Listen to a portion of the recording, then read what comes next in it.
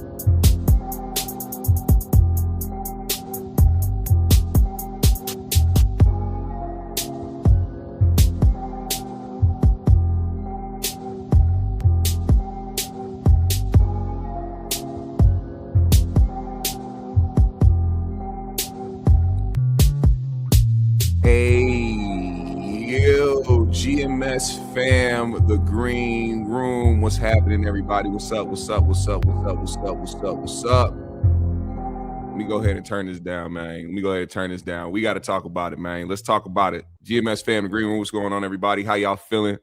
Make sure you hit the like button on the way in. Hold on, let me change this up. There we go. Is this better? See if we change that up. There we go. Had to get that little thing out the bottom of there, you know what I'm saying?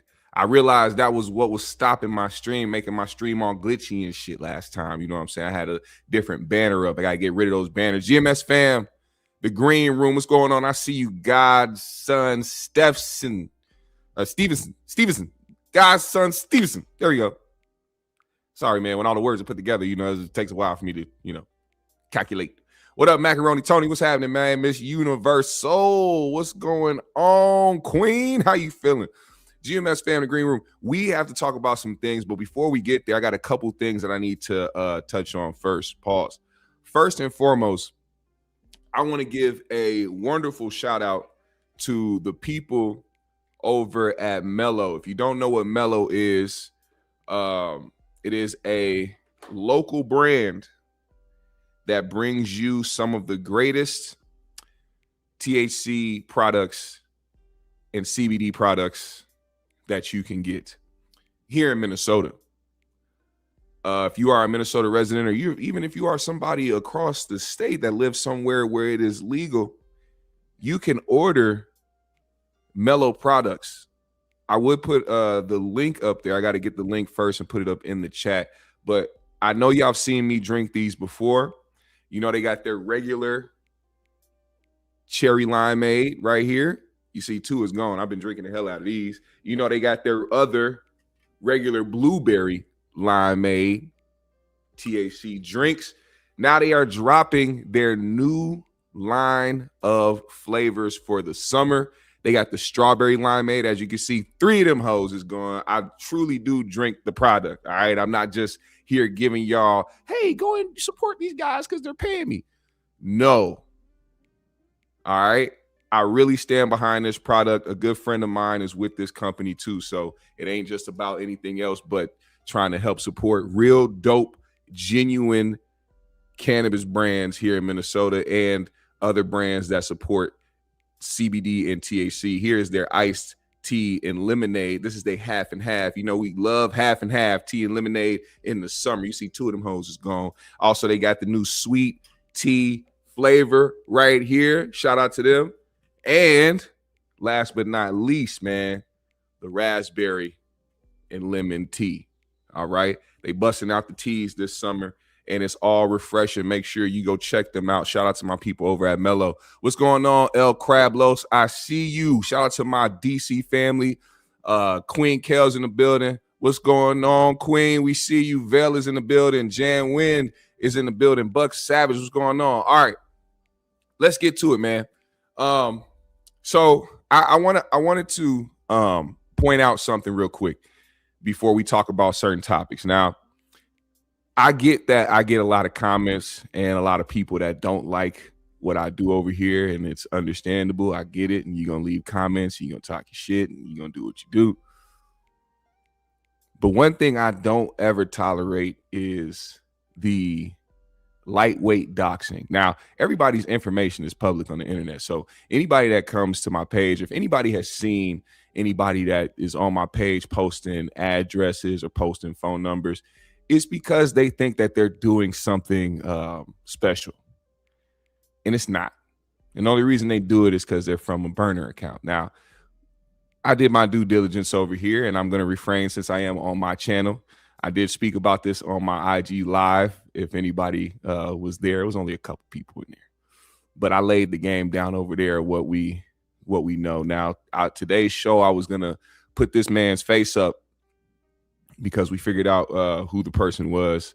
Put that man's face up on the screen, but I was advised not to do so for legal reasons. Now, I'm being harassed in a sense by somebody cosplaying as a Corey Holcomb superfan who doesn't like the content that I put up. See, it's one thing to just spam comments and talk shit. You can talk about me, you can do whatever you want. But when you start posting addresses and pictures of family members, then shit starts to get a little bit tricky. And that's when people want to find out who you are. And I want to let you know that it's fairly easy to trace back burner accounts. When you make an account on any social media platform, you have to connect it to either an email address or a phone number. And even if you made a random email address, it's going to be connected to you. Now, there are people that like to use VPNs and things like that. I just want to let you know, you got to ask yourself, how do people with VPNs and IP address blockers still get found by the FBI? Ask yourself that question. Do you think that people would really create something to where you can't be found by our government?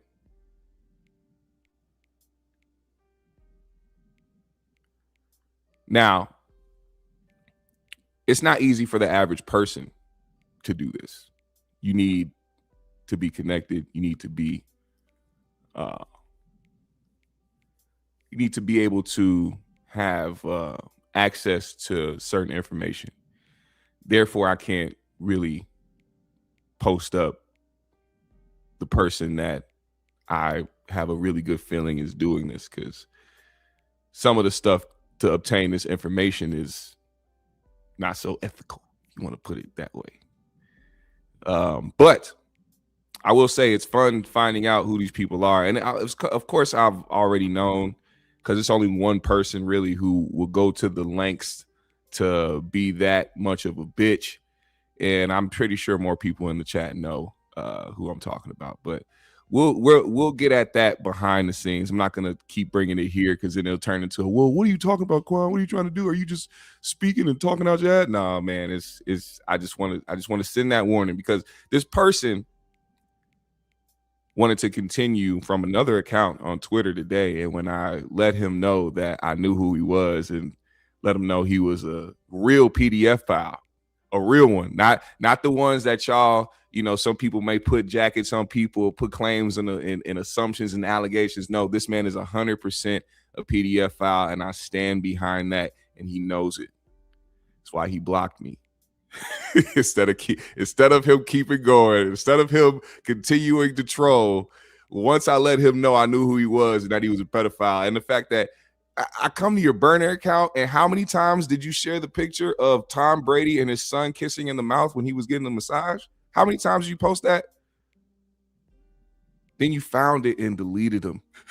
Because here's another fun thing about Twitter too. When you block somebody, your profile now doesn't get blocked from the person seeing what you still put. You can still see what people post. You can block them so you won't see them on your timeline, or they can't, at you. They can't mention you. They can't reply to nothing that you do, but they can still see your profile. So even though you blocked me, I was able to still go and see, because I was about to go screenshot how many times, or screen record how many times you posted that picture of a little boy kissing his dad in the mouth. Now, regardless of how weird you think it is, you having that picture in your phone and sharing it as much as you did lets me know that that's some sort of a projection.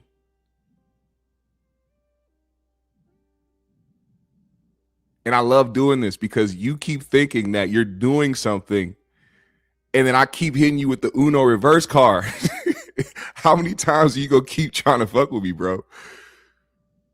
And like, you're lucky that I'm not rehashing the live that I did a few years ago, because then it would not just only be bad for you, but it would be bad for your guy. And I'm not trying to add on to the PDF allegations, even though they think that I'm some hater and clout chaser. I'm not trying to add on to the PDF allegation for somebody who I don't personally believe is one. And it's only going to keep that cloud over his head. I don't want to contribute to it. I'm only reporting on what's going on. But keep going, brother. I told you last time before I made that live, keep going, and I'm going to get medieval with it. We got more receipts. We didn't post everything. We didn't show everything on that live. I got more damaging evidence about you, sir. All right, now let's get it going. What should I pour up, man? Should I pour up the cherry limeade? Should I pour up the blueberry limeade? Should I pour up the sweet tea? Should I pour up the iced tea and lemonade half and half? Raspberry lemon tea, or should I hit up the strawberry limeade? It's the last one. I might have to save that for another day. Which one should I pour up, man, so we can get this show started? We got to talk about what happened last night on the 5150 show, as well as the fact that this nigga Poetik Flakko made a declaration to continue to be on Corey's ass, and he is doing just that. Oh, man. I see Cherry. I see the Arnold Palmer. Yeah, fuck it. Let's do the Arnold Palmer, man. We can go Arnie Palmer, man. We gonna go on Arnie Palmer today. Y'all gonna see me actually drinking. When I say I stand by the product, I stand by the product. Make sure y'all go get that Melo, man. MLOW. MLLW. I'm gonna put the link in the chat at some point so y'all can go check their website out. But I'm telling you, these drinks, fire. Now, oh yes, they got 10 milligrams, man. 10 milligrams per can, baby. 10 milligrams. Check them out. Anyway. Sorry, I've been delaying this. I keep delaying it. I got so much other stuff on my mind that we can go down the rabbit hole, but I'm gonna just keep going now. So last night, Craig Fax made a revelation. He sat on the 5150 show and he said, "You know what, Corey? I got something for you. Nigga. You see, these niggas out here, they use contextomy and dichotomy head tricks so that their sharpshooter fallacies can be used effectively in the type of way that will destroy Corey. I see it. They got bot farms. I done seen them. I walked past one in Los Angeles, nigga. They got a whole restaurant, nigga. It's a fake restaurant. It's a psyop, nigga. You go in there, you try to order a burger. They don't give you a burger. I tried to go in there and order a double bacon. They ain't give me no double bacon. I just seen robots in the back, nigga, typing away and clicking and shit, nigga. All these robots, nigga, I'm just seeing them, nigga. It's like iRobot and this shit, nigga. You Will Smith, nigga.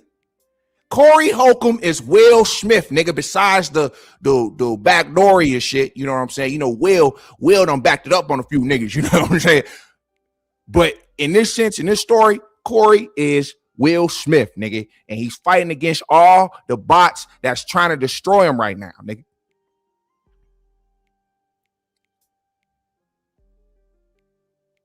I said, hey, man, this is a new one. This is a new one. I just want to make it very clear, and this is it's certain simple things that you can say in these moments, because y'all know I fuck with Craig. I don't have anything bad to say about Craig. I respect Craig a lot. Craig is very funny. He's very insightful.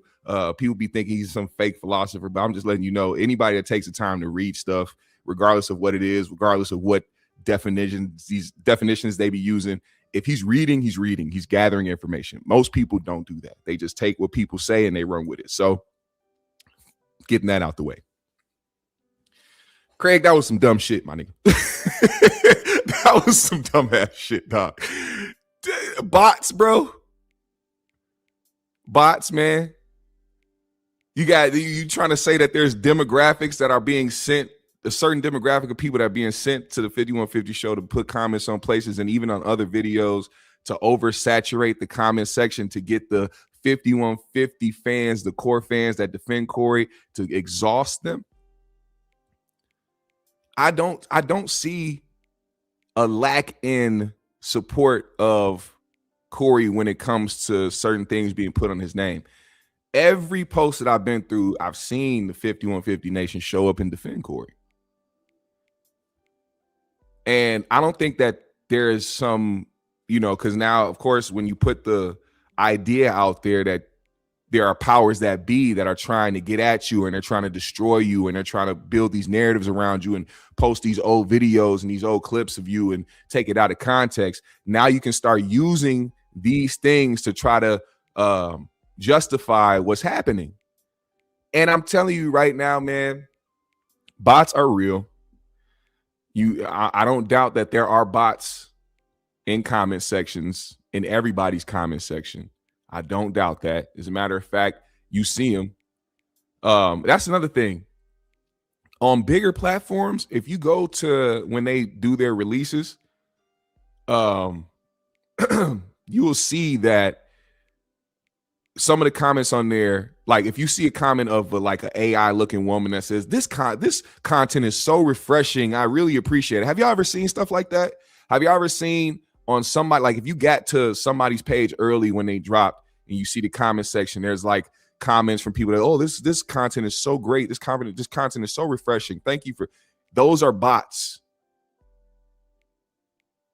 Nobody's saying this content is so refreshing under anybody's shit.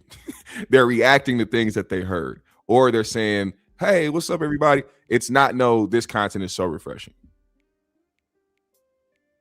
And then you click on a picture and it's an AI picture of a white woman that's like not even a subscriber to that channel. So there are bots. I'm not saying that there isn't. What I am saying is that there's no influx of bots. There's no massive amount of bots that are coming through oversaturating the comment section, because now you're diluting how people actually feel about a situation. Now you're disregarding the actual fan base. Now you're disregarding you're only uplifting the yes men and the people that only agree with everything Corey does, and you're disregarding the fans, the core fans who actually have a problem with what he said and had a problem with what he said back then. See, that's the thing too. If y'all don't think that anybody had an issue with what Corey said about those young girls or making jokes about young girls back then, and they were core fans of Corey, you're delusional. There are people that still hold a certain moral compass, even if they like a dark humor comedian. Not everything is funny. And it's one thing to say those things on the 5150 show, but try doing that on stage in different cities. It's going to go the same way. That's what people keep forgetting. Go on stage and say those same jokes about underage girls and see what type of response you get from the crowd overall. You're going to start to realize that those kind of jokes don't fly over too well with the masses. That's all that is. Now, I'm gonna play what Craig had to say about the whole situation and have him describe what he feels is going on. Let's see.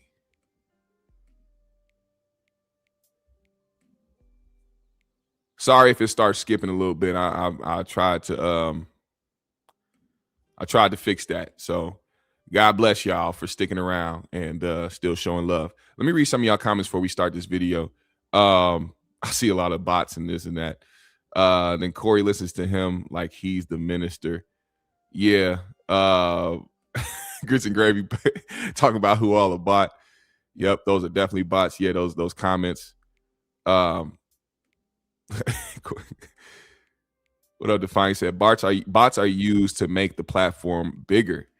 I mean, that's also a thing too. That's what I try to get through people's heads that come to this channel and say a bunch of dumb shit. It's like, I think that a lot of them think that they're trying to get under your skin, or they are getting under your skin, and that they're bothering you. And they don't understand that like them posting a comment is helping your channel, and me replying to you so that you continue to keep commenting on my channel is literally just the way for me to continue those comments to keep going and continue to boost that video that you're under. If you think that you come to my channel and you saying X, Y, and Z about me is bothering me and getting me out of my body and making me feel some type of way, you're sadly mistaken, because you're talking to somebody who knows YouTube and knows the platform and knows what algorithms are and knows what helps the channel, what doesn't help the channel. So if you don't want to help this channel, by all means, don't comment. But if you do, I welcome all of it. Scale Blazer said, when folks was buying them blue checks, the bots was out heavy. They still are. Twitter is like the biggest place for bots, and the amount of them is like alarming. You got to understand, out of everybody that uses Twitter, almost half of the users on that platform are bots. And we explain this, why it is. When Elon decided to purchase Twitter and make it X, it wasn't to make the platform better. It was only to uplift and push forward the voices of extreme right-wing conservative people. Like, there's so many right-wing pundits and political figures and talking heads and, YouTubers and shit like that who get thousands and thousands of likes and retweets on X. And it's because those bots and the level of identification with right-wing rhetoric is going to help push their post through the algorithm. It's going to add likes and retweets to it and add numbers to it. You know, they tried to do this shit with and then you see the proof when they did this shit with the Turning Point USA Super Bowl halftime bullshit show that they had with Kid Rock and all these other Melo motherfuckers. It's crazy how true American, imagine that. Imagine a true American halftime show that they wanted to put together, but didn't have all American artists of all races. Their version of America is white, and they cannot beat those allegations.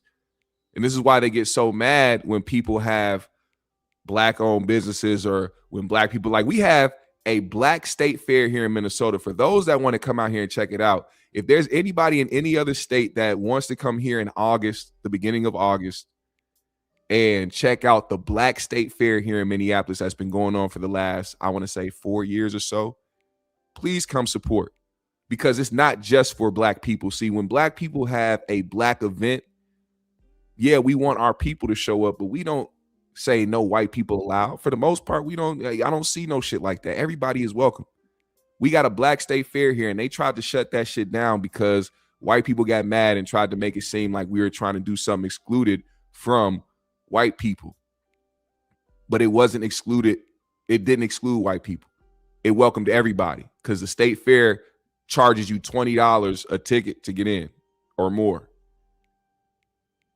And before anybody was like, well, it's a state fair, $20. When anybody that knows a state fair knows that every food item in that motherfucker is overpriced. Get ready to spend about $200, $300 when you go, unless you somebody that don't want to eat nothing and just want to walk around and look at people. You know what I'm saying? Like, you got to understand, these type of things, like it's just it's something about having a black event or something that is rooted in blackness that disturbs people. Now I know we getting off subject a little bit, but let's move back over here. I went on a tangent. Anyway, shout out to Sean Mims, my guy. Shout out to you for the $4.99 in the super chat, always supporting. He says, why every week Corey claimed he is a target, but did you notice D-Ray and Dion have property? Do you think Corey might be side-eyed? I don't know. Are you talking about D-Ray and Dion Cole? I don't know. I don't think Corey's being targeted. I think that's just something he's running with. Anyway, let's get to this video, man. Let's get to it. I'm not gonna waste your time. The audio is essentially R. Kelly saying he's innocent, saying they was out to get him. Wrong video. We don't have to get another video up. I'm already at the Flaco shit. My bad. Let's reroute. Let's reroute and get this video back up. It's so crazy that I'm even like reviewing Flaco because of like how I felt about this guy in the industry.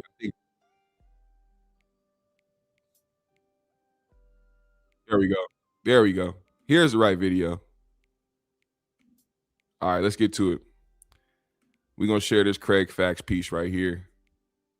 This is him talking about the bots that are against Corey Holcomb. Word for it. Oh, just these bot sites, man. These bot attacks, But not just the sites. We were also reminding him that in chat, live chats, show those chats. are night bots in the chat. In the chat is night bots. In the comments, is bots. You can program. Explain what you're saying. So you can go on bot sites and you could pay to have 1,000 different accounts send you messages or variations of the same messages from a targeted demographic. If say you pay for 1,000, 200 to come from black women between the ages of 15 and 25, then another 250 of the messages will come from black women between the ages of 50 and 60, and then another 500 to come from young black males between the ages of 20 and 35, and then you could program it, you can customize it to leave messages at different variations, different times, like. But make sure you explain, like, because some people don't even know what you talk about. Yes, bot sites where they have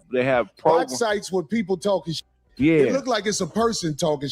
The bot, yeah. It's a bot. Right. So and it'll, when they stick it on your page, it could have certain keywords. Anytime you say "ant," or anytime you say "that's funny," or anytime you say "backdooria," it'll leave a comment. You know what I'm saying? And it'll be variations. It'll be 50 variations of the same comment. You know what I'm saying? So when you start seeing them types of tirades, these blitzkriegs of certain types of messages, that's all bots and bots and people, I just want to correct something real quick because that was a very thing of Craig to say.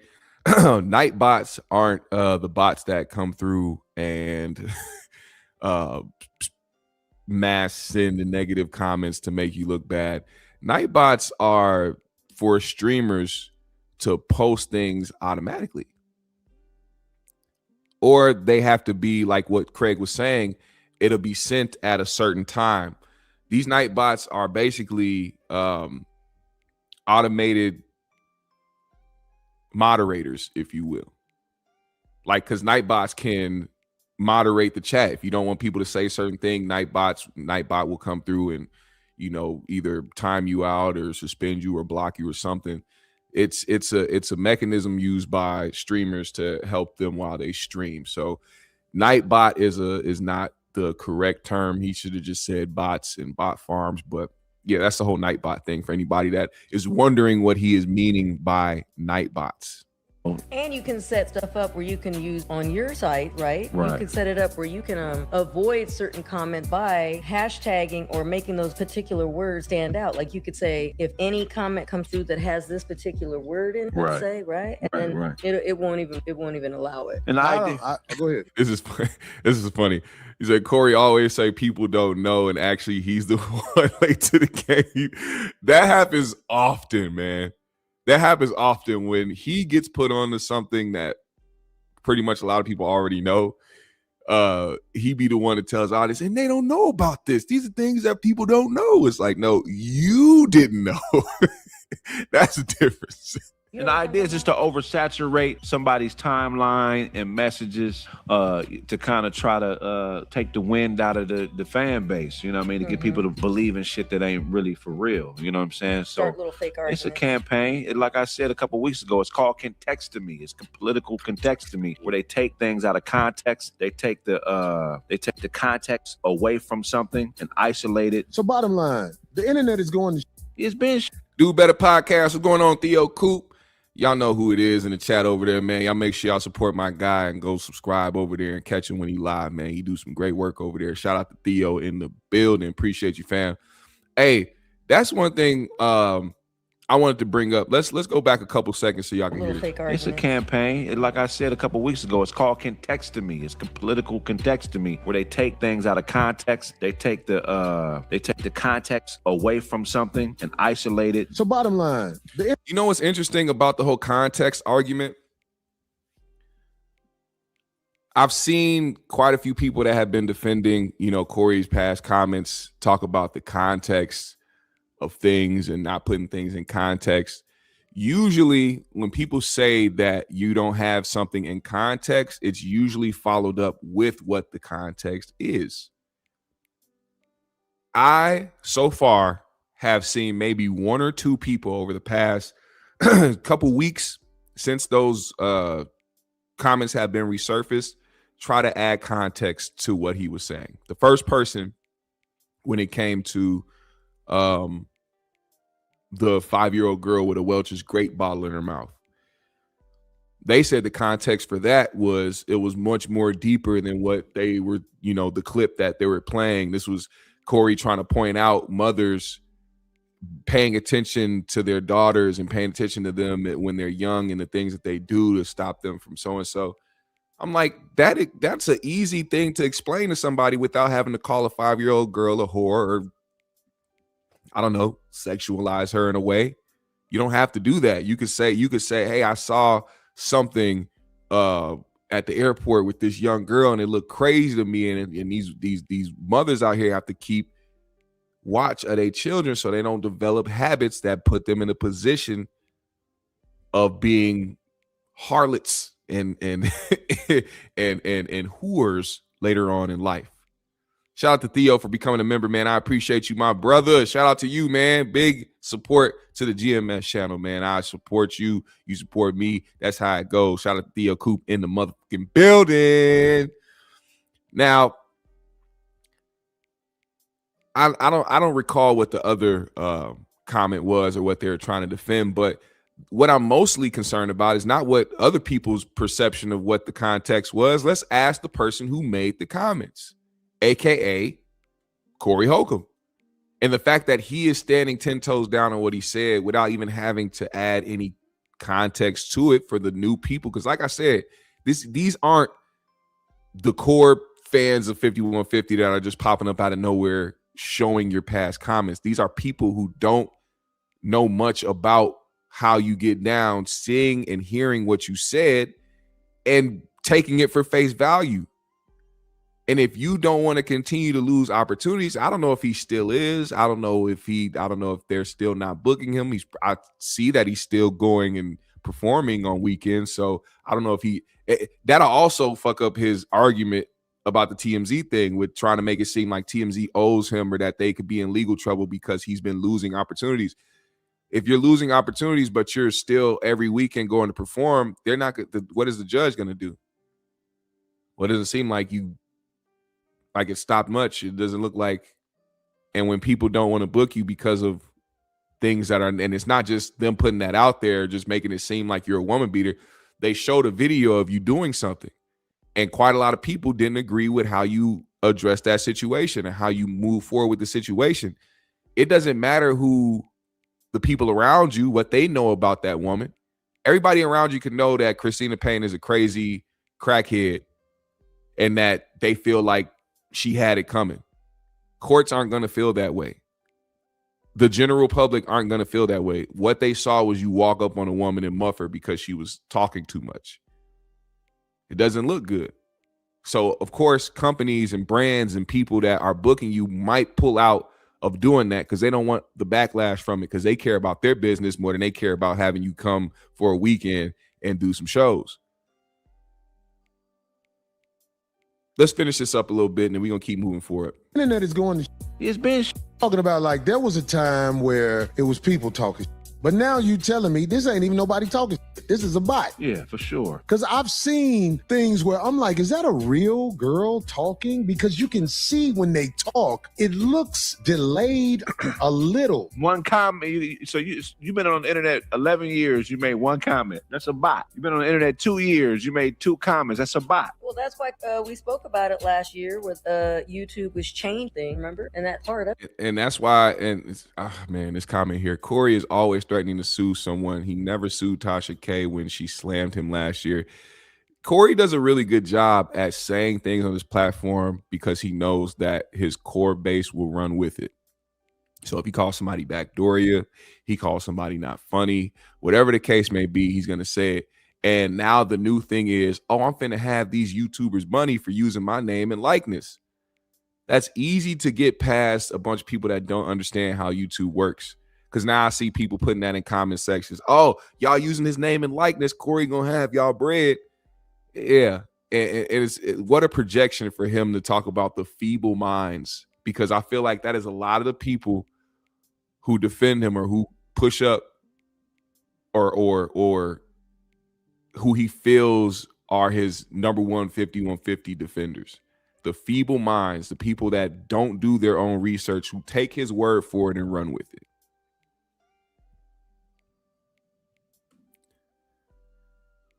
Trosh said, or is that how you say it? Troll says, sue whoever you want. Discovery is a motherfucker though. Just saying. Yes, it is. And that's something that I don't think certain people want to get opened up to. Pause. And I've thought about, and I'm gonna be honest, I thought about taking the legal route against a certain somebody who has been behind the scenes trying to harass me and post my fucking address and phone number on the internet and create pages and post stuff on their pages and go to my old Facebook pages and finding information, posting family members and shit like that. See, it's very tricky to prove, like, to get doxing and harassment, all that shit. But if you create more than one burner account, if you've made more than 5 posts about somebody, you're in the realm of harassment and whatever the other case is. But I had to figure out certain things about the law, what I can do and can't do pertaining to this channel. And when I found out that I could put people's face up here, and if their address is public, which most people's information is public, same with their phone number, first and last name, I can do that. I didn't know I could do that. I thought that that was grounds for some sort of trouble, but no, as long as it's public, you can use it. That's the reason why when I did that live calling out homeboy who was doing the weirdo shit, his Twitter was public. His Twitter was public. So I saw his followers and I asked that specific question. I said, hey, if somebody has a platform and let's say that it's public to everybody, you can see everything. You can see who they follow. You can see the pictures that they post. You can see the things that they tweet, who follows them. I can post that on my YouTube page. It won't get in trouble for that. They're like, no, if it's public, it's public. Interesting. Anyway, let's finish this. And where they're trying to crack down on even the ones where they just use a voice. Right. See what I'm saying? And it's just, they show the news, whatever, in the topic they're talking about, but the person does not exist. You don't even know what they look like. And then they're trying to crack down on those. Well, you know, it's like this. It's like, I would say to Darlene, who I see they talking about you, they called you a racist. Oh, yeah. And there's one guy. Actually, there's a guy who's been after me since like 2016. He has done nothing but that. It's his one, and you don't even see him. That's what I'm saying, a coward. He's got like a fake, like a little, thing for his little photo, what have you. And he's been on me since 2016, but he fell off, took like a 2 hours. I was like, oh, I exhausted. The thing about me, I would never say nothing to a man that I won't say to his face. Right. If I said something about you, that's because I know I'm willing to say it if you're standing in front of me. Mhm. And I think we need to remember that code as we are watching what's happening out here. If you are around a man that you ain't never seen nothing but fold when people are standing in front of him, he does not have the credibility to be taken seriously, because sometimes you're going to go against somebody that might be bigger than you, somebody that might have a bigger army than you. See, once you reach a certain level of manhood, not only do you not fold, you just don't do whole shit, because you be like, I can't even bring myself to do it. Like, for example, all of the sissies that's bringing up the PDF, you won't say that in a man's face, because men will be like, okay, it's time to go off script, because the script we running is to be safe. We want to be safe. We want to be in a situation where it ain't no drama. But some men in your face, they antagonize you on purpose, which happened up here. One day when you wasn't up here, it was somebody sitting in that seat, and I had to run up on them. It's more coming with that. I mean, we about to have some discovery done on everything we said about Kool Moe Dee. Kool Moe Dee will be discovered. Downtown. The fake story about taking motherfuckers out of school, trust me, that's gonna cost you. Interesting enough, man, I've never heard Corey speak so much about taking legal action off of like things that people are saying about him. I think it's amazing how all this is kind of transpired, because we're not talking about somebody who doesn't bother people or don't talk about people, and all of a sudden all these people just start bum rushing and dogpiling on Corey. Man, Corey has talked about so many people over the years, unprovoked, just because he saw something trending on the internet and wanted to comment about it. Now that you're the trending topic, now that you're the topic of conversation, now you are threatening legal action and discovery on everybody. You don't see how crazy that looks? You can't be the one that says, hey, when I talk about people, I'm just keeping it real and giving my honest opinion. But when people talking about you, they hating or trying to defame you or trying to make you seem like you're this and you're that. It's very hard for somebody to put a label on you without proof. And what people have been doing is playing your own words for you. This is the same thing I've been doing for years, just playing this man's word for him and then commenting on what I hear. And then the context conversation. Contextomy. Niggas use contextomy. That's why they take things out of context and try to use shit against you. See, Corey, when he made that comment about a 5-year-old with the Welch's grape bottle in her mouth, he wasn't trying to objectify her. He was just trying to say things that made sense to his viewers. You know what I'm saying? And they digest things in a very vulgar way. So, you know what I'm saying? You didn't use full context. You know what I'm saying? You using them contextomy tricks, and you know, y'all got weapons of mass dichotomy. You know what I mean?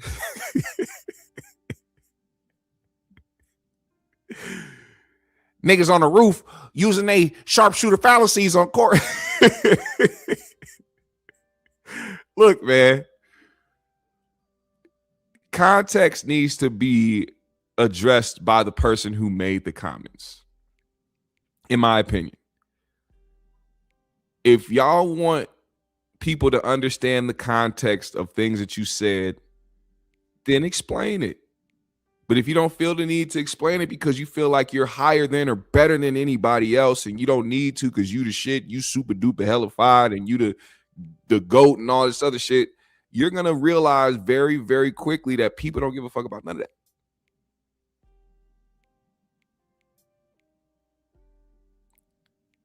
He called Craig Cornell East. God damn.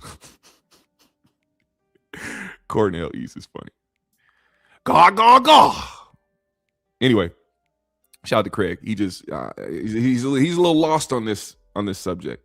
And I look, I've always said that I have a level of respect for people that ride for their homies, man. And Corey is one of Craig's homies, and he's not gonna, jump ship, or he's not gonna try to, give any pushback or anything like that. And I get it, but when it comes to being somebody's friend, man, even if you don't do it on the show, have you had any conversations behind the scenes? Like, yeah, man, like what you could do is just let niggas know that what you said, you don't back down from what you said, but you got to make sure that they know why you said it. Ain't no conversations like that, because that's the big homie and he ain't trying to step on nobody's toes, and I get it. It just, the more you insert yourself in a way where you're seeming to defend those comments and not try to hold somebody accountable, I wonder if he even thinks that there's anything to be held accountable for. I mean, D tried to, and you saw what happened with D. Y'all saw what happened with D. D couldn't even honestly say she didn't agree with Corey muffing Christina Payne. She was trying to D was trying to be balanced in her response. She was trying to let Corey know, yeah, I didn't agree with what you did, but I fuck with you and you my guy and I'm here. I support you. I'm not jumping ship just because you did something I don't agree with.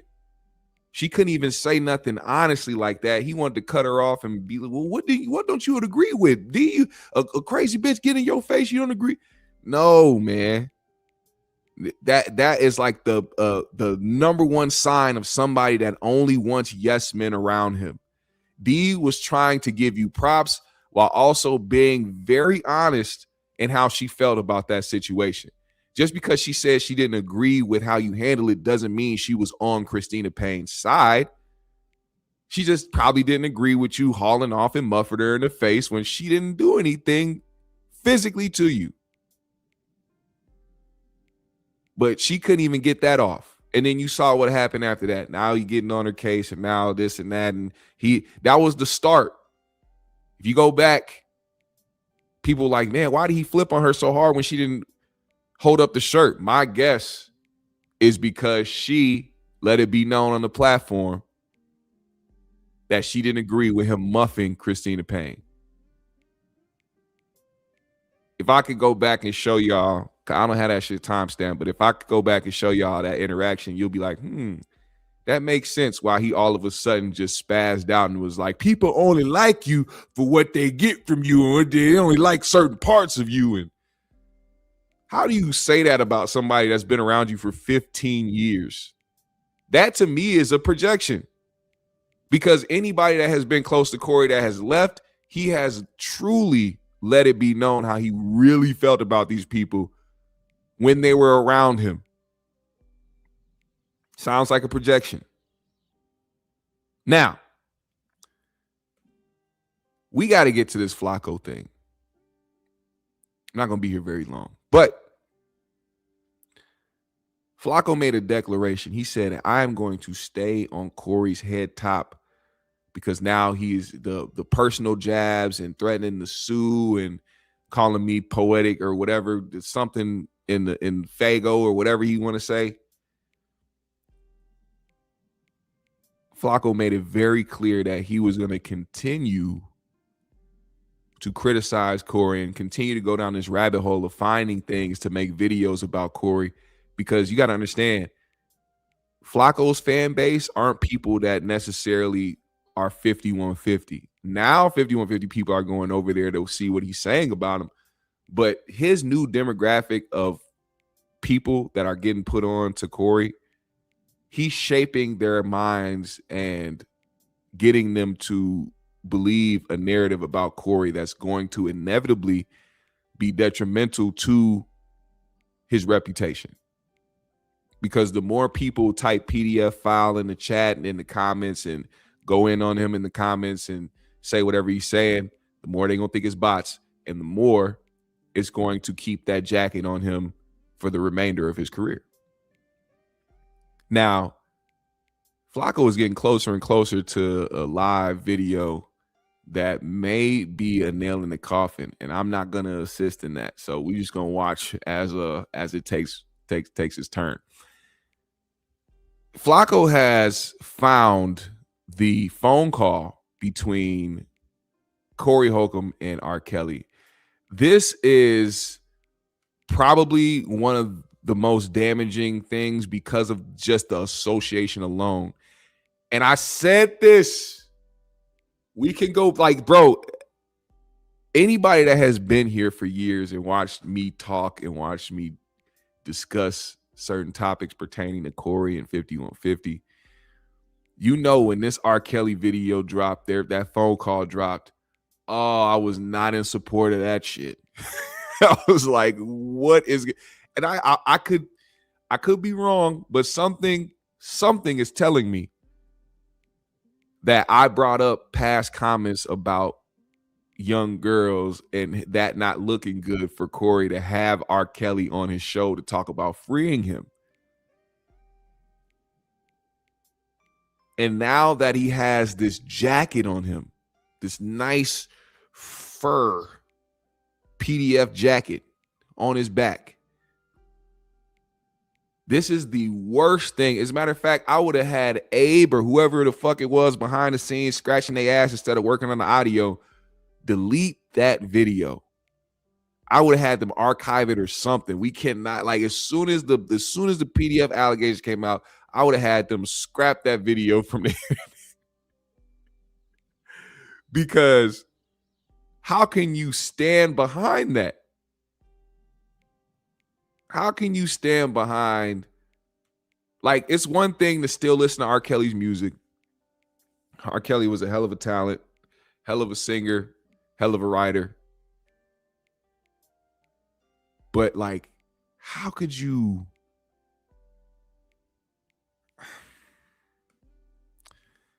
Let's get to it, man. Let's hear some of this. And he didn't want to play the phone call, so we're going to rehash that phone call after we listen to some of what Flaco had to say. Listen up. Etc. We've heard it before, okay?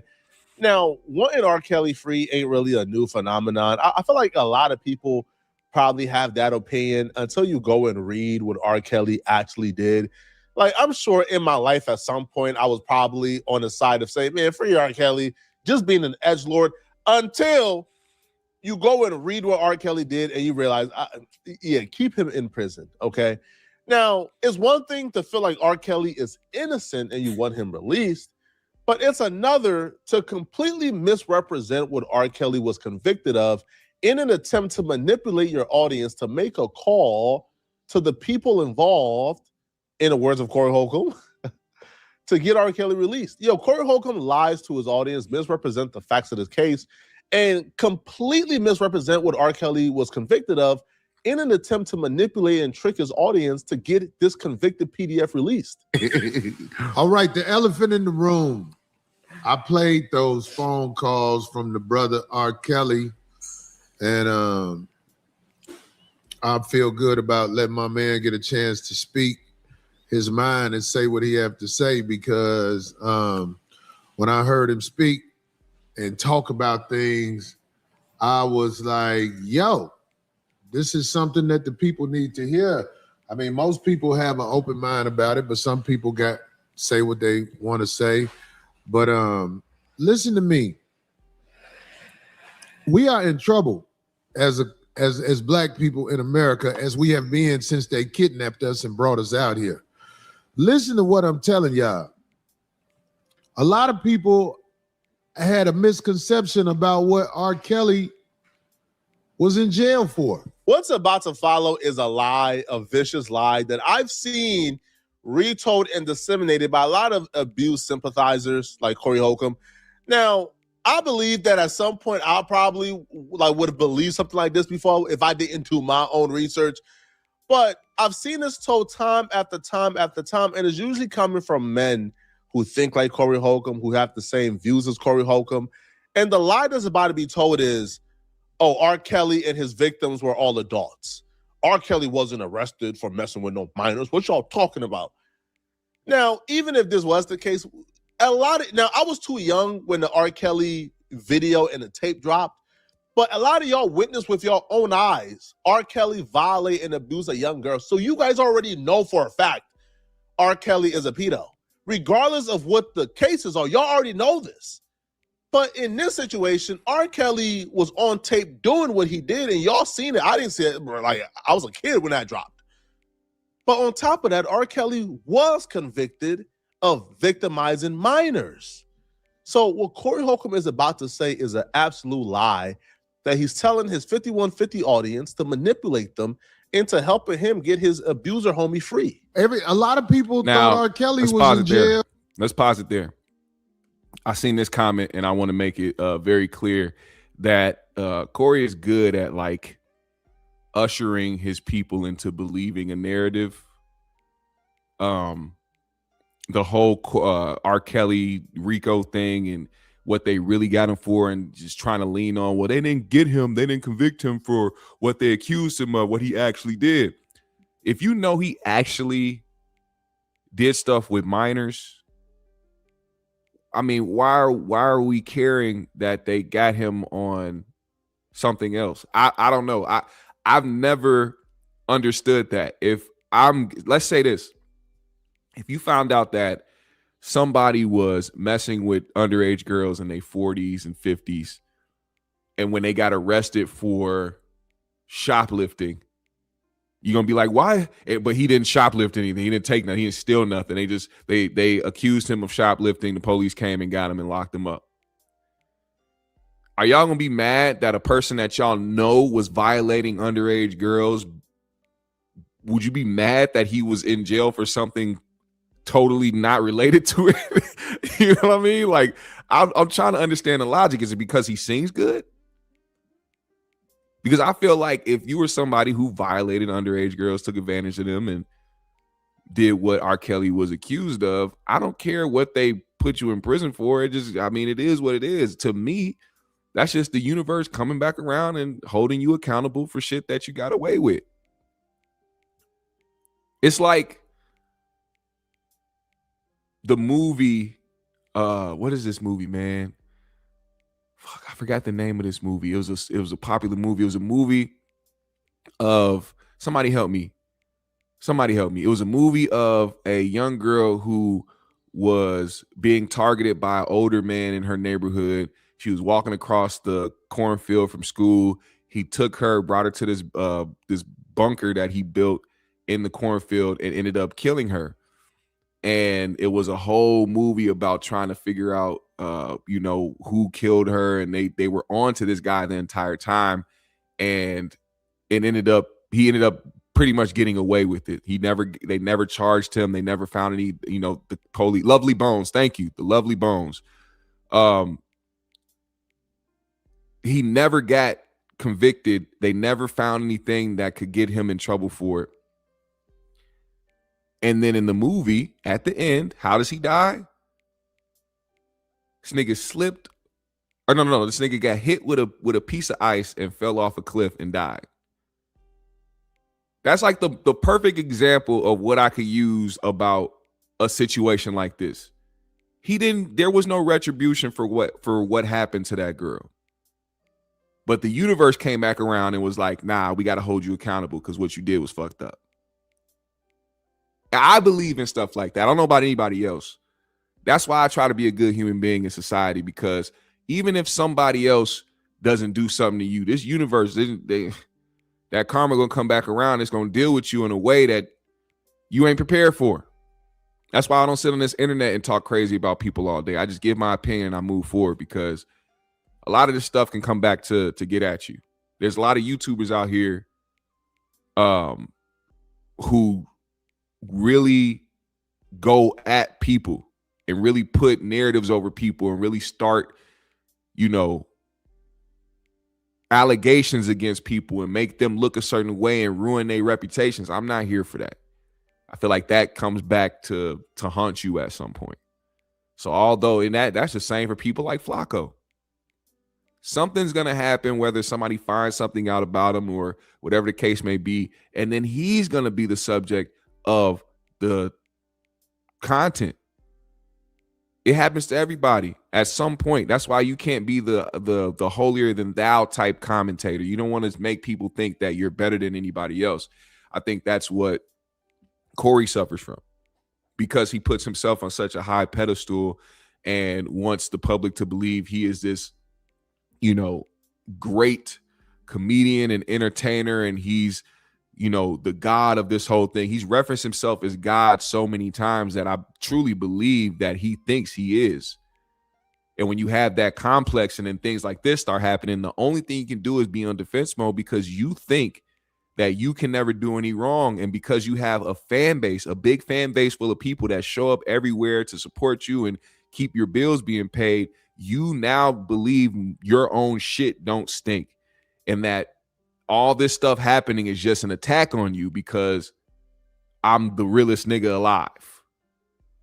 You can't make no mistakes. You can't be wrong about nothing. You're right about everything because you believe that you are that type of nigga. And sadly, man, you're not. Sadly. Let's keep going a little bit. Because of some that had to do with, they caught him with this young girl or something. No, that's not what it was. Listen to what I'm telling you in America. This is why I wanted to talk to my brother, because, I mean, first of all, when you locked up on some bogus, that make the time go even slower. They have some laws that are flat out bogus in this world that work for who they want it to work for and go against the people they don't want it to work for. What happened to that brother R. Kelly is bogus as hell. They don't have no evidence of this man doing the shit that a lot of us thought they had him arrested for. He's not in jail for that you think you know about. He in jail because crooked mother sent he was with off, used them as witnesses against him to lock him up for this shit called racketeering. I'm not here to justify nothing about what anybody did with their dick, because I'm here to tell you, if the world knew what I did with my dick, some people would hate me, but some people would make a Corey Holcomb trophy. First, Yikes. To put your meat, pause, in the same category as R. Kelly's meat? Are you telling me you going meat for meat, nigga?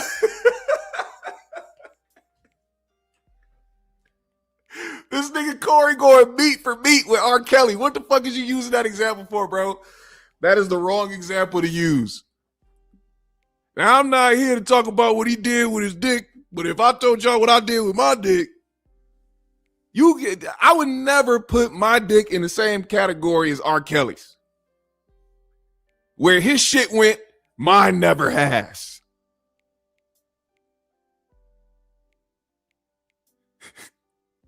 Meat for meat is ridiculous. CTB said, Facts GMS, this YouTube shit can spill into your real life if you're not careful. Let me say, if y'all missed it, when this live is over, go back to the beginning of my live, and I'm talking about that specifically. A lot of stuff has spilled over into my real life behind the scenes. There's a lot of stuff that has happened behind the scenes that I've not shared with you guys. I've shared today that I got Corey Holcomb super fans. I'm gonna say it like that. I can't say the person's name, but not yet. But you got those people trying to so-called dox me, put up my address, put up my phone number, and put up pictures of, family members and where they think I live. It's that type of stuff right there. And I know they're bitches. I know you're not that dumb to post my address or post where I live and try to make it seem like, oh, I know where you live. Come into this building and think that you're going to do something over YouTube and then die over YouTube and see how fucking stupid your legacy. Imagine your legacy ending because a nigga popped you in your fucking dome because you didn't like what he said on YouTube. That had nothing to do with you. Imagine dying because you a fan of a comedian. Imagine dying because a nigga had you going, yuck. Think about that. Your life isn't more precious to you than that? What y'all think people don't defend themselves in Minnesota or something? See, Minnesota doesn't have a stand your ground law. We have a fleeing law. You have to flee. You have to get the fuck out the way if somebody was to break into your house. The only way that you could defend yourself is if you feel like your life is in danger. So for instance, if somebody broke into my house and they had a gun on them and they demanded money, I'd have to give them money. And then if they leave, they leave. But see, the difference is somebody came into my house and had a gun out. At that point, I now feel by law that my life is in danger. And at that point, I'm going to shoot you.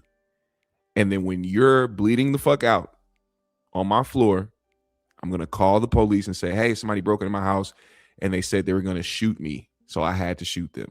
Even if you didn't say it. Even if you didn't say it. If you just came into my house with a gun and wanted some shit and you was expecting something and you didn't want to kill me, you're probably going to die that day. So please think clearly about your emotions in life when it comes to trying to so-called press YouTubers.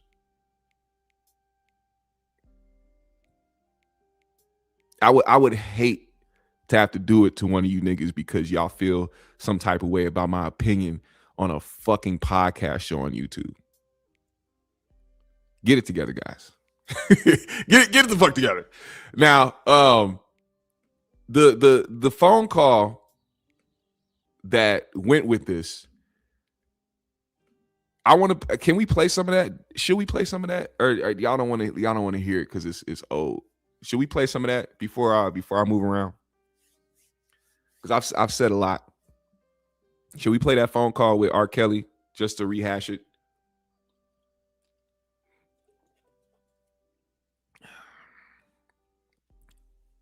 Play it? Okay. I got you. All right, we're going to play it. We're going to play it. All right. So 2 years ago, this is damn near the anniversary. Hey, Flaco is a calculated nigga. Flaco is a calculated ass nigga. You made sure to bring these back up on damn near the anniversary. What's today's date? The 4th. We 10 days away from the anniversary of the phone call between Corey Holcomb and R. Kelly. Oh, that's just smart. Anyway, let's listen to this, man.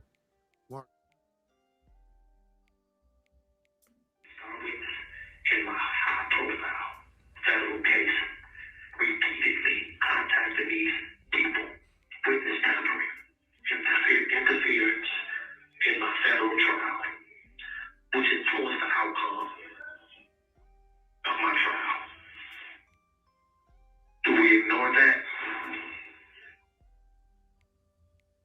Do we just ignore the fact that back in February 2020, before I had ever gone to trial, Special Agent Matt Locke with the Department of Justice, the Inspector General executed that search warrant on the BOP Officer A desktop computer and saw that Officer A had illegally accessed my sensitive federal restricted law enforcement information 153 times.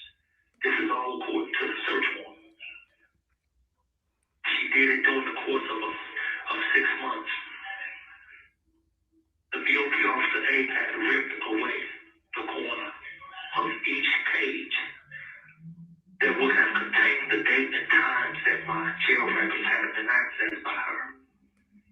Then she illegally scanned 12 pages off of the BOP's computer and sent my jail records to her own personal Gmail account. This is all in the search warrant. It's not something I'm making up. Special Agent Matt Lou, who executed the search warrant on Officer A computer, Agent Locke also stated in the search warrant that a warning banner appears on all BOP electronic devices. POP holding it down. Of the BOP computers.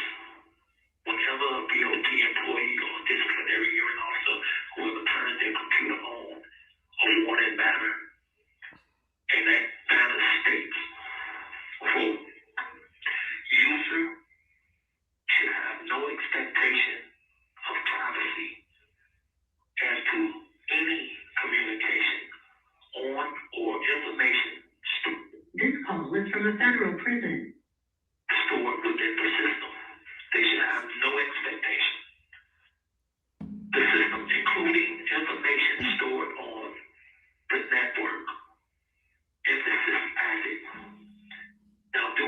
ignore the fact Hmm. that a federal DOT disciplinary hearing officer A ignored that banner? Do we ignore the fact that she ignored the banner? Officer A broke federal law soon as she decided that she was going to not only have expectations of me and my private, hold on a second. She broke the law when she decided to not only have expectations of me and my privacy concerning my federal restricted law enforcement information, but when she also decided to access my communications, obtain my communications, scan 12 pages of my communications and send it to her own personal Gmail account. Then she illegally provided my sensitive federal restricted communications to the blog Tasha K, who stated out of her own mouth on all of her platforms that she released that information. So for those who may not know what is going on, he's talking about how Tasha K obtained information about certain things, certain sensitive information, so that she could speak on it on her platform. I mean, what is the point? Is that supposed to get you released from prison or something? Is this supposed to be something that is like telling to the public, like, oh, somebody started sharing my information to their personal Gmail account to give sensitive information to bloggers to put out there to the world? Is that supposed to like reverse your sentence or something? Is that supposed to make you an innocent man? This is the thing that people do when they're guilty and they have to hang on to something because they're still in denial about the fucked up shit that they did. I don't know how to hog tie people. You don't know how to hog tie people. I think that's on a more minor scale than you actually sexually assaulting minors, dog.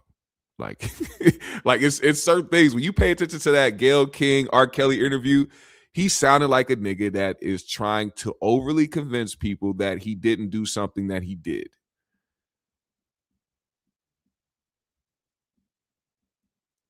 There are victims who are alive who spoke on the things that have happened. It's been public knowledge for decades that R. Kelly likes him young, which is another thing that kind of trips me out because nobody ever denies that part. I brought that up one day. I'm like, so is there anybody that denies that R. Kelly slept with underage girls? Nobody denied it. So, I mean, what are we really talking about?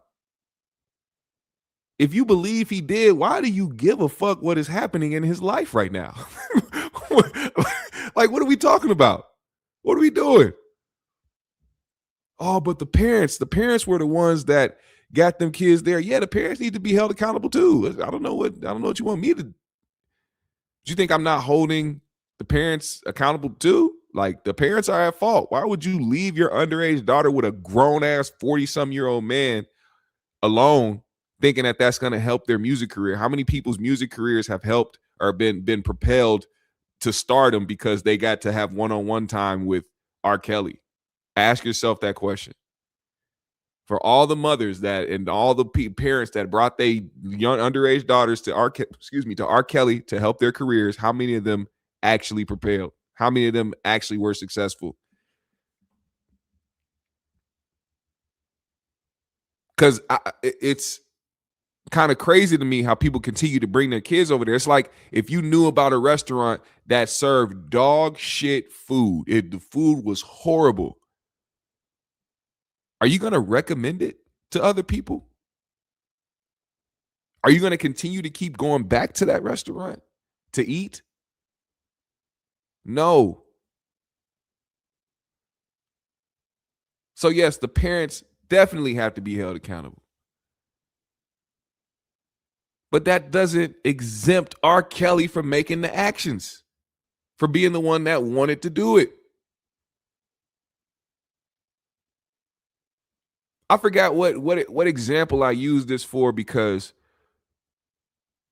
it's just when people want to do something and then there's an excuse behind it, or there's something that says that somebody else may have been involved, it doesn't excuse them wanting to do it.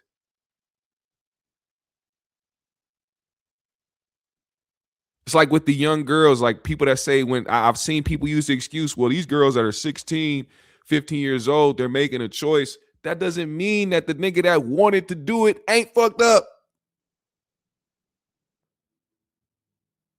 That's what it was, the Drake shit. The Drake shit. When Drake was on stage with the 17-year-old girl, and when he was, I think he was like 28 or something like that, 30, I don't know. He was 28 or 30, one of those ages. He was well above the age of 17. Had a 17-year-old girl on stage, found out her age, and was like reluctant to do anything. He should have told her to get off stage, then and brought up somebody who was at least 18, but he didn't. That's the first choice he made. The second choice he made was, after learning her age, to continue to compliment her breast and how fine she was. The third mistake that he made was walking up on her and kissing her 3 times or some shit like that on her face or to her lips, whatever he did. He kissed her a bunch of times, rubbed on her, and then got her off stage. Niggas who love Drake, who are Drake dick riders, will sit there and tell you the girl came out with a statement. She said nothing happened and that people need to stop talking about it. Her father even came out and said, so because her dad and because she said it's cool, that exempts Drake for wanting to do the shit? What type of lack of common sense era are we living in? Oh, no, dude. Her dad said it's cool and she said nothing happened. So, you know what I'm saying? It's all good, man. Drizzy ain't like that.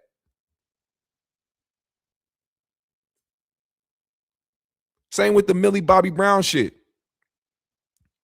Oh, Millie said there was nothing weird that ever happened. Her parents said nothing weird ever happened. So y'all just use. But why would a 30-some-year-old man be wanting to text a 14-year-old girl? Can we please bring back common sense, dog? I don't give a shit if she said it's cool and that nothing happened.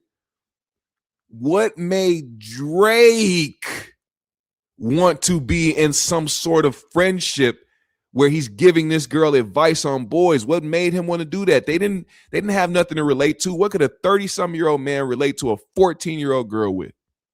Because they're celebrities? You know what's crazy? I asked the question several times over the past couple years that everybody seemed to like get away from. They never replied to it. Never replied to it. You know, I'll be going back and forth with niggas on Twitter, you know what I'm saying, the Drake stands and OV hoes and shit like that. And every time I bring up some of the underage stuff or who he had friendships with or what he did on stage, these niggas will have all the excuses in the world. But then I asked them a simple question. Hey, where are Drake's, I don't know, underage guy friends? Does he have any 14, 15-year-old boys that he would text that he would be like, hey, man, just want to give you advice on the industry and for these girls out here, you know what I'm saying? Can y'all find one? Is that public knowledge? No?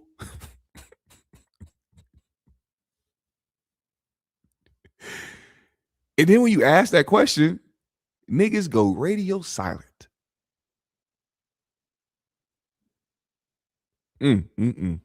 So once again, it doesn't matter if they say it's cool. The girls that could have been in R. Kelly's crib doing whatever with him could have said it was cool. The fact that he wanted to do it, that is the problem.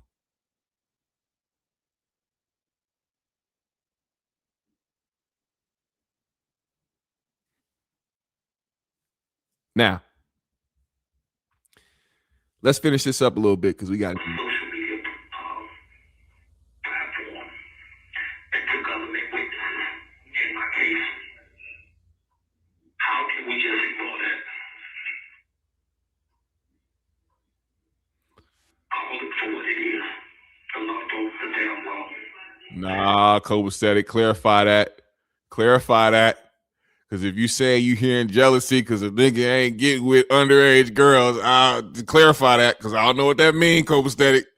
You're gonna have to clarify that jealousy remark, or else it's gonna go bad. And they got away with it. Look, there was a man who was accused of being a drug addict, selling drugs, robbing people, and even pointing a gun at the belly of a pregnant woman. He was accused of threatening to kill the woman and her fetus just to rob her. But just because people get accused of committing crimes don't always mean that they committed the crimes they were accused of committing. Which brings me to my point. Do we ignore the law?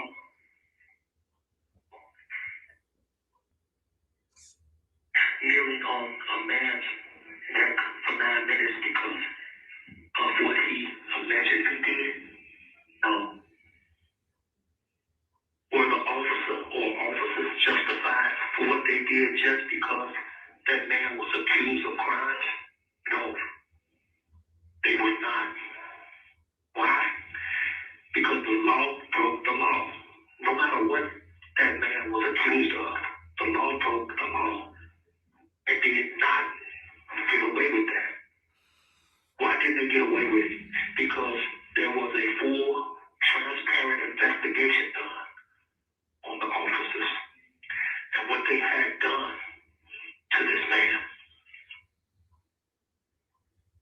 And it turns out all the drug using, selling drugs, robbing people, and even pointing guns at the pregnant woman, threatening to kill her and her baby.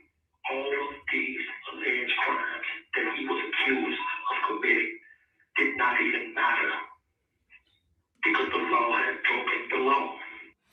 He's trying to use other people as examples as to why he's in the position he's in. And nigga, you are the reason you're in the position that you're in. I hate when niggas try to use other people as examples to try to, like, I guess, compare themselves to that person and be like, yeah, I'm dealing with the same shit they dealing with, man. I'm being unfairly treated.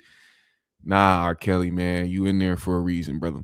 A. Hutchinson said, do you think that Corey is mentally repressed because he didn't raise his kids? He kind of has a childlike mentality when it comes to dealing with women. No, I think that's different. I think his quote unquote childlike mentality dealing with women comes from his lack of pursuing what's right for him. I think Corey found somebody who was right for him later on in life when it was too late, when he already built up this perception about women. And it's like, it's the same thing. It's kind of crazy how, like, when you hear a woman speak on all these different guys that she been with and how all of them ain't shit, it's like at some point you got to ask yourself, I mean, all of them ain't shit? Or is it a you problem? Do you continue to keep going after the same type of guys? Like, we don't ever second guess that. We always have those questions in our head, but when it comes to Corey and him telling us out of his own mouth the type of women he deals with, for some reason, people are taking his relationship advice for law, like it's the Bible. And it's like, no, this man keeps choosing to be around low tier women who need his help. And he says this, he says it out of his own mouth. So I think his own experiences with the women he has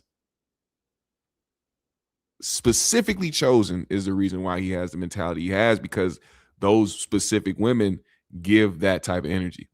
Kobe said it's like when Kobe told on Shaq he did it to type shit, or he did it to type shit.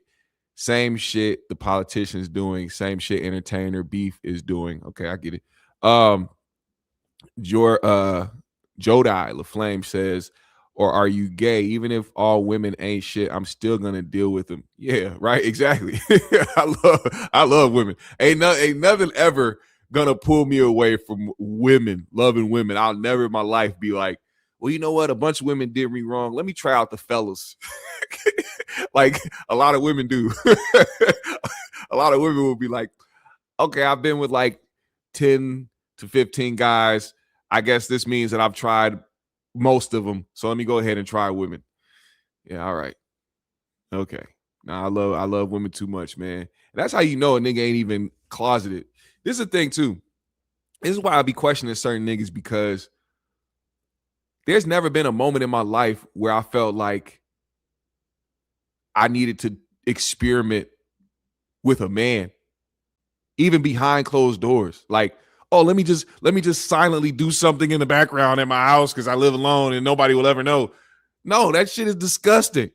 It's like nothing attracts me to a man. That's how you know I'm not gay or in the closet. But then there be people that pay, and that's another reason why you don't hear me pay attention to a group that I'm not in. I'm not a part of the LGBTQ community, so you don't see me constantly talking about them or talking about agendas, and because I don't associate with it naturally. Naturally, I'm a naturally straight man, which means my mind doesn't go to gayness when I think about certain things. That's not my first thought. And shout out to the other niggas in the chat who feel the same way. Because if you're somebody who overly talks about it, you are leaving yourself up to the interpretation that you may be in the closet, my friend.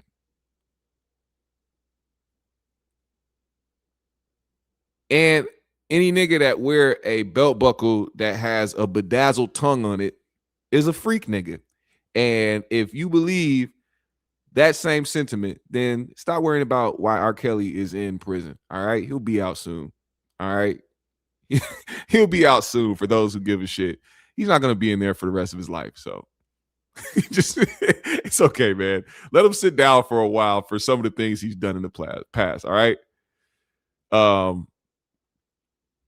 Let's see. What did you say? He said, so now niggas gay because they hold women to a certain standard. That sounds like a female POV. No, I don't think that's what I said. I don't think that's what I said. I definitely don't think that's what I said. I didn't say anything about niggas being gay because they hold women accountable. Erroneous E, he said the quickest marker to tell is ask a dude why he likes women.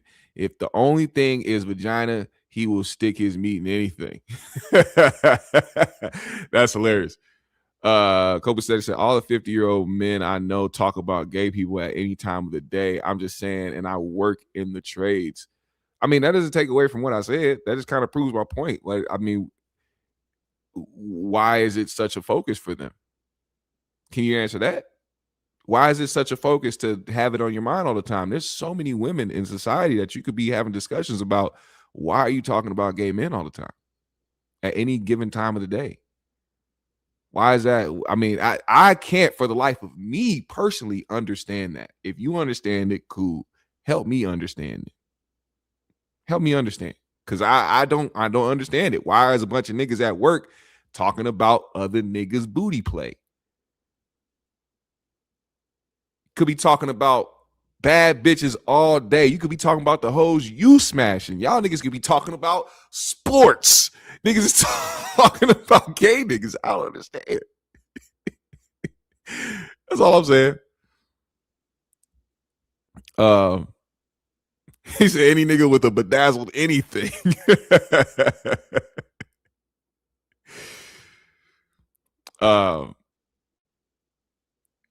Why is it a dumbass question? Explain. Let's see. Call them men gay and see where that gets you. Why? Because a nigga gets violent when a nigga questions his sexuality, right? Right? A nigga gets violent when you question his sexuality. Therefore, why is he talking about any gay niggas, period? That's my, like that. You're walking yourself into the point, my guy. Like, if a nigga gets so mad if you question his sexuality to the point that he wants to fight you or kill you, why is it on his mind to speak about any given day? Now, is that a dumb question? Nah, see, now you're minimizing it. You're minimizing it because now you're being the one that is telling everybody that you talk about this all the time. If you're paying attention to what I'm saying, you wouldn't have the mentality that you have. If you're somebody who overly talks about gay people, you might be gay. And I'm holding on to that opinion because it seems like most niggas end up getting told on. I've seen it. I've called a nigga out for it. You've seen it. I didn't say if you just speak on it. I said if you overly speak on it, if you speak on it all the time, and that's what you talk about the most, why are you talking about it so much? And why are you in a group of niggas at work talking about it all the time? It's one thing if something happened and y'all niggas talking about it. But if it's just, topic of conversation every week, we got to bring up some gay shit. It's questionable. If it's not questionable to you, fine. It's questionable to me. As a straight man, I do not have gay people on my mind that much. And I don't know how anybody could get past that. I don't know how anybody could overly explain their way out of that. I am a straight man who does not think about gay people, man. I don't. It's not, and especially when I'm around other men. I just went to a basketball game with two of the homies. You think we sat there at the game talking about some, hey man, so you know these gay niggas be out here, bro. You know these niggas be out here putting it in each other's butts, man. You know what I'm saying? I don't understand why they be doing that shit. Anyway, let's get back to the game. You see what I'm saying?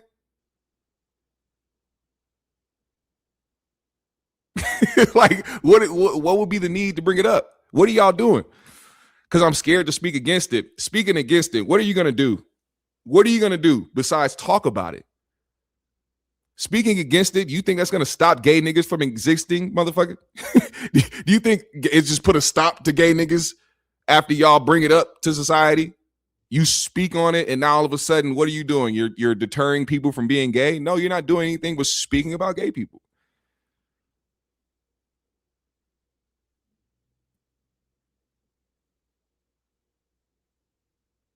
So, I mean, like every point you're bringing up can be debunked. And don't get it wrong. I don't want nobody in the chat disrespecting Poetik, because that nigga, he's been a supporter of this channel for a while. We can disagree and keep it moving. I fuck with Poetik. The problem with me is I can't, for the life of me, understand when people overly pay attention to something that they aren't when it comes to sexuality, because it's synonymous with intimacy. So if it's on your mind that much, I'm going to question why it's on your mind that much and why you speak on it that much. And if I'm a man surrounded by a bunch of other men at work and I start noticing that this conversation comes up a lot, I'm going to remove myself, because I don't want to spend my time at work or my breaks talking about gay niggas.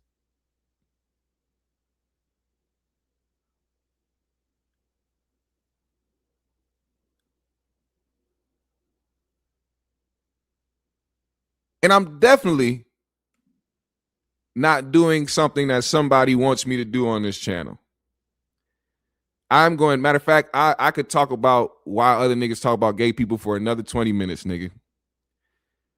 Stop telling people what to do on their own channel. If you don't like what I'm talking about, get the fuck out of here. You're not gonna make me talk about it. Shout out, with all due respect, Thanos, whoever you are. I have to speak on it. But shout out to Poetik. I understand where you're coming from as far as speaking on shit and what you're against. If you're against it, you're against it. I feel like there's different levels of being against something. I feel like I'm against it in a way where I'm not it, and I don't want to talk about it or associate with it because it's not me. It's not part of my lifestyle. Then there's the people that are so against it that they have to bring it up because they just don't understand why it's so prominent in society. Hey man, and I get it. It is what it is. I'm not gonna usher you into trying to believe what I believe. I'm somebody who does understand somebody's point, even if I don't agree. I understand where you're coming from. Just understand where I'm coming from as far as me not participating in the conversation. It's not because I don't want to speak against something. There's no point of it. That's a lifestyle that people are living by the masses. You know what I'm saying? Like, we can't do anything about that. Another nigga's being born right now who's gonna be gay in life. We can't do shit about that. You know what I'm saying? There has not been anything proven that us speaking against something is gonna work. Us speaking against specifically gayness is gonna work, because 9 times out of 10 you got somebody gay in your family. That's how close it is to home for a lot of niggas.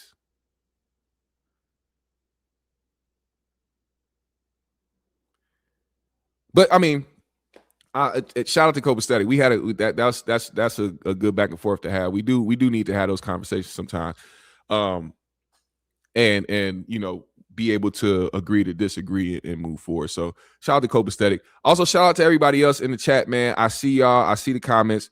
I wasn't trying to stay on here too long. I got stuff I need to do.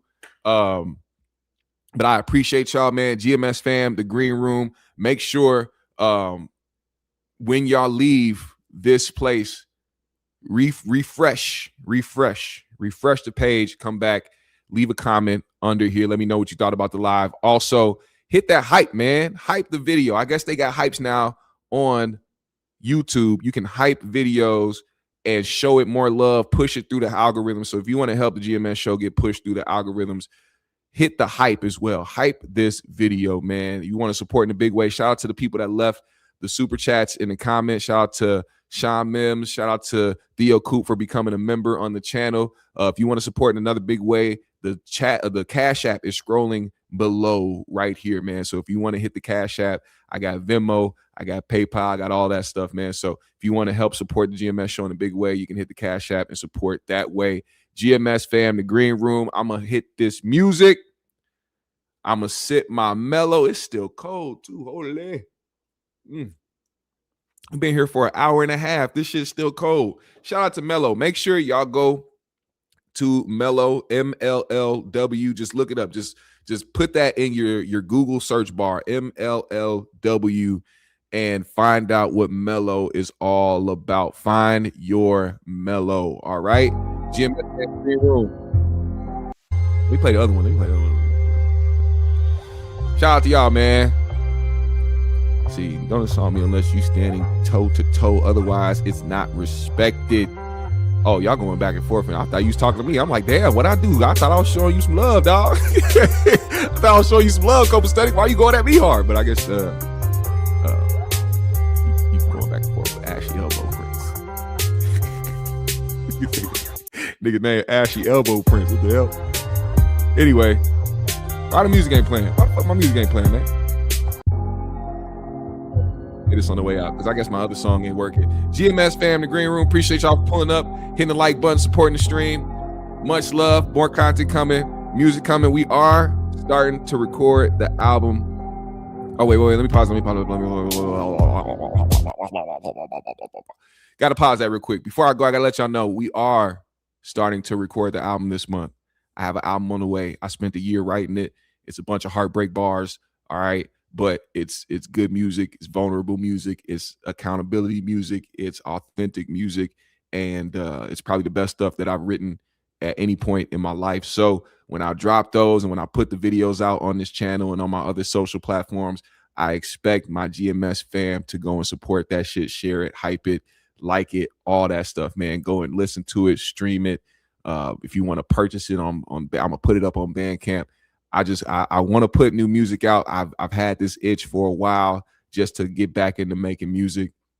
I performed recently a couple weeks ago. I don't know if y'all seen it. I didn't post it on YouTube. I might post a short after this so y'all can see how it went down. But getting back on stage put another battery in my back, man. So I really, really want to get back to it. So when I do that, man, I want to see my GMS fam over there showing love as well. So peace out, everybody. Much love. GMS fam, the green room.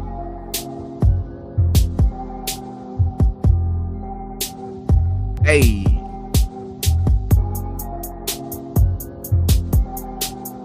Melo.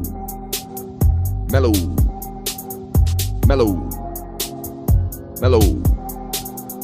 Hey, hey, hey, hey.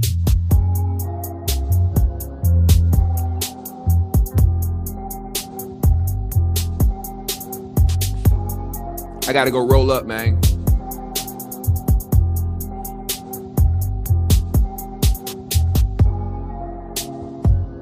Roll some, dog. GMS fam, the green room. We out. Smoke some, bitch.